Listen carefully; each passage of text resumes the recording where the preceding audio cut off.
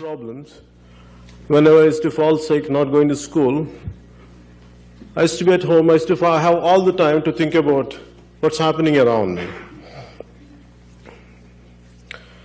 So one day, maybe just finished my street school, which means it's literally on the street.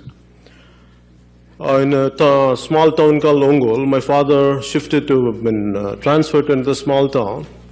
So they put me to another school, which is definitely a better school than what I used to study there, where I had studied earlier.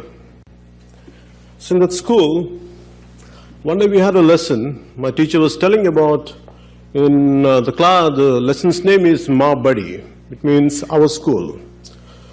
The lesson explains how beautiful our school is and what kind of school it is. And we have such beautiful trees, we have a huge playground, and we have a lot of things to play, we have a beautiful library, we have this kind of books, so it goes on, goes on.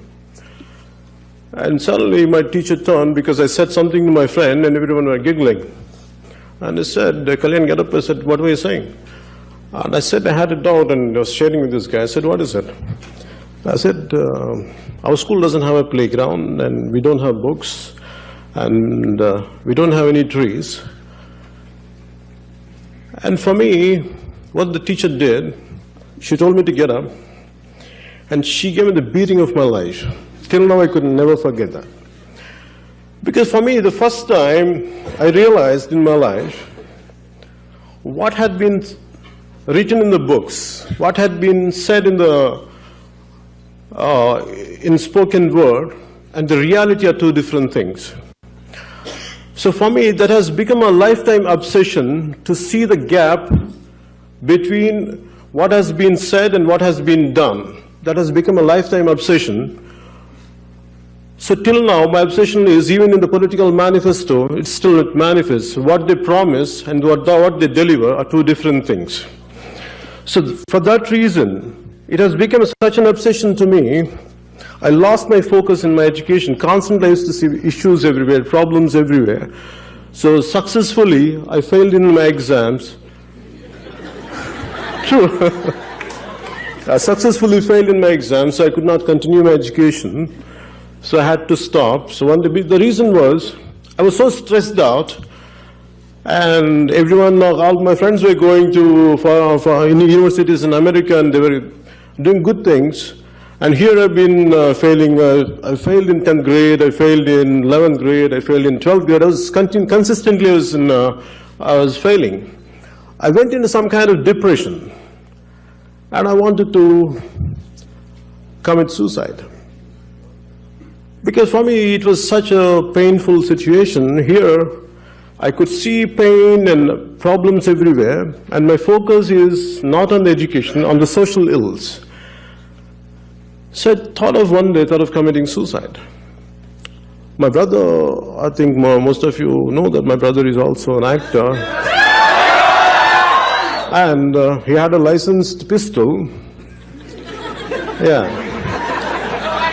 So I thought of taking his pistol. I want to kill myself for the humiliation, I'm not able to live up what my promise and what my parents had taught of me to become something. There was a pain I had. So luckily I said to one of my family members, and they hold me somewhere, they counseled me, and somehow I could not go ahead with that. And later I had given up my education, and somehow I started doing whatever I could do. Maybe I was experimenting with my life after that. I went into a different kind of education. I did my computers, and I went into yoga. I did a lot of martial arts and everything. I was continuing like that. For me, as we all know that, every individual is a product of his time and environment. This was my environment. I grew up. So finally, what annoyed me or what irritated me was to come into politics after being an actor. For me, to get into acting in the first place, I was not at all interested in acting. I wanted to be a yogi. And because for me, I was wanted to be away from this materialistic life. I was deeply in yoga. I was doing a lot of meditations for a few hours. And I used to give a lot of nice spiritual lectures to everyone in my family. Yeah. So one day my brother was quite a hard worker, and he used to work day and night. He used to come home completely tired. Here I sit, I used to tell him what life is all about, how we should be detached. One day he was so irritated with me, and he said, "Idiot." Yeah, he called me idiot. "Whatever you say, I agree with you. Can you be the same guy and same person, even after being something, after creating something, after getting to something, make something concrete and achieving something? Could you be the same thing?" Then I listened to you, I said. And that was an awakening to me. So it took me some time. Now suddenly life is right in front of me. I don't know this. I missed my education. I missed everything possible. The only opportunity I had was acting. And you have to understand me, I'm quite shy. And even now, if I have to go to shoot, I will never go straight. I always say, go like this, go. I go from a corner and go, and secretly, like first shot, I get into in a discreet manner. Then I feel comfortable. So imagine my plight. When I had started, I was shy, and finally, out of necessity, I have to come out of my own shackles. So what I did, so finally after becoming an actor, so what my whole passion was, all through my childhood, I was studying society. I was studying things around me. At one point of time in my childhood, because before I was consistently, the reasons why I was failing was, I could see a lot of issues, a lot of injustice happening around me. I wanted to get into some kind of extremist outfits like Naxalites and all. My brother was very worried about my future. He doesn't know how to control me. He thought if I could buy him a gun, maybe he will confine himself not to go into this kind of extremist outfits. But my problem was not about extremity, not about getting into Naxalites or radicals. For me, my problem was how to address these issues. Because for me, I had always seen law, Indian law, any situation, gross injustice happens, the law is applied weakly to the strong and strongly to the weak. That's the problem of our country.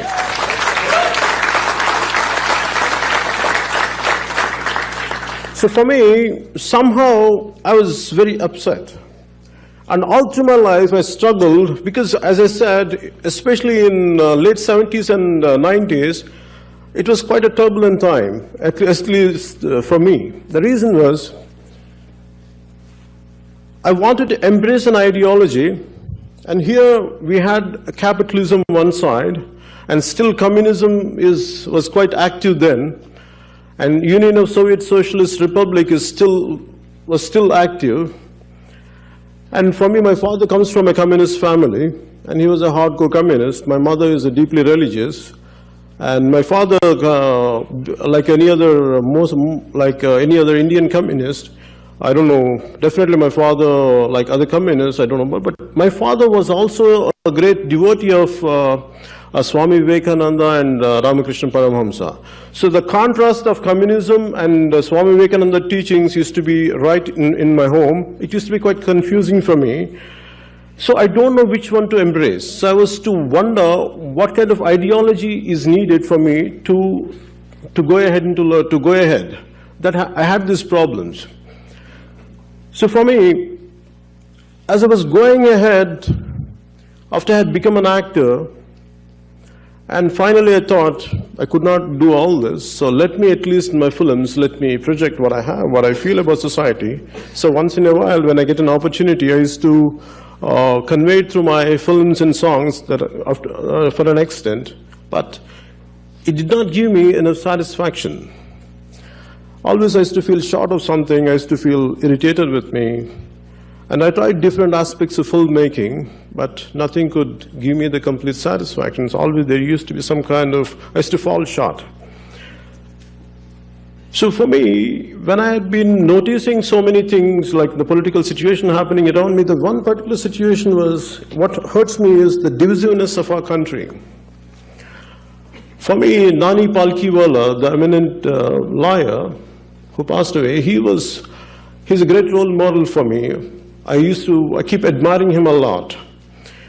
He says, we have Maharashtrians, we have Andhras, we have Tamilians, we have Hindus, we have Muslims, we have every kind of sect except Indians.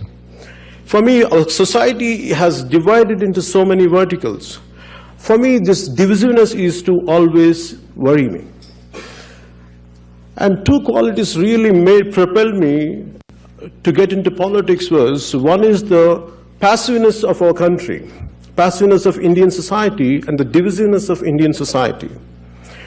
For me, the divisiveness I had seen right from my childhood. My father being a government employee, he used to go from place to place. For me, always for every 2 years, I have to get into a new school and a new neighborhood and with new group of friends. For me, the difference is, you have to get into a new school, and suddenly my language used to change because I was previously in some other place. So my language, my dialect used to change. So people used to see me like an outsider. The only difference is the same Telugu I'm talking about, it's not even another language, the same Telugu for 100 kilometers, the dialect changes, and people used to see me as an outsider. So they could never embrace me completely. So for that used to confuse me, that used to make me ponder why. In the same way, I had seen the passive attitude once in my childhood when I was in 7th grade. My sister was she's around 16, 17 then, she used to go to a dance school. And my father being a policeman, dance class, and one evening, and she came back crying. What exactly happened was, a local thug caught hold of her hand, he was dragging her, like he was taking her away. And so many people were just blindly looking at her, no one had moved, not even an inch. And finally something happened, she had to rescue herself and she came back crying and she came back home running. For me at that age, I was filled with rage, I want to kill that guy. It was mad for me, I went mad. My anger was, it is not about the thug. Thugs can always be handled. The problem was, the people around who are passive, they don't have the guts to do anything. For me, that has become a thought, why? What exactly happened to them? How come they can't move? And that has become understood, people are damn scared in our society because of the corrupt political system and corrupt group of political class, and the law works only to the influential people and only to the powerful people. So that's the reason. That's what happened to me. That's why our society has become passive. For me,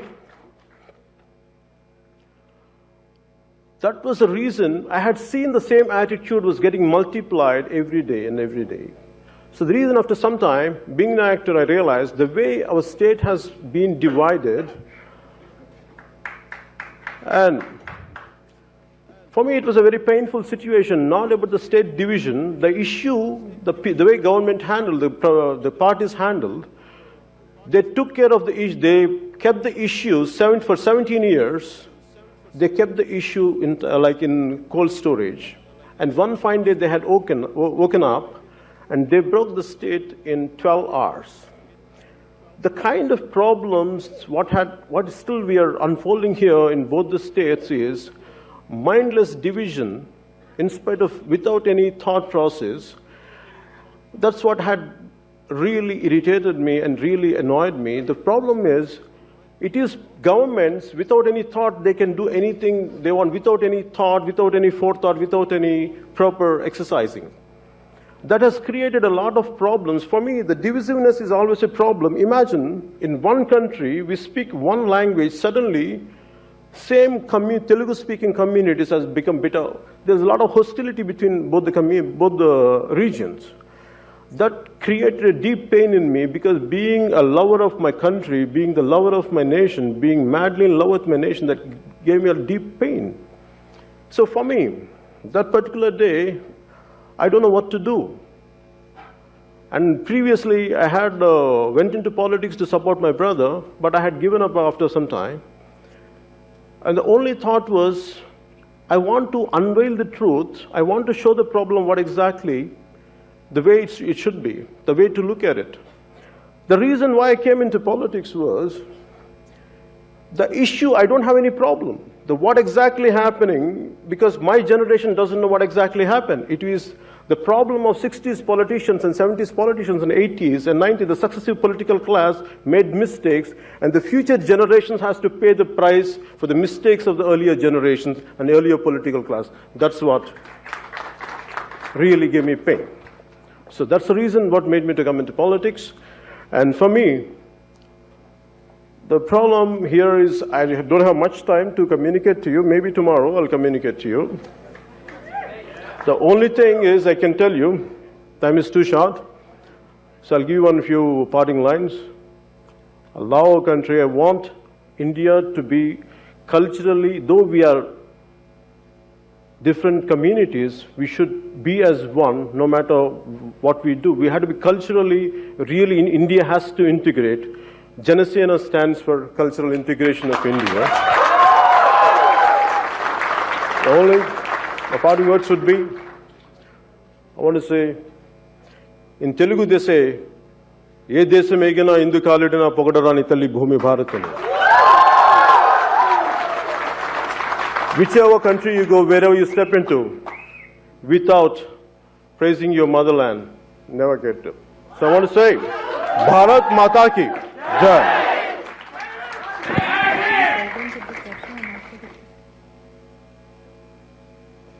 And also because of short of time, because lack of time, they're not able to extend the time for question and answers, so we'll see you tomorrow morning.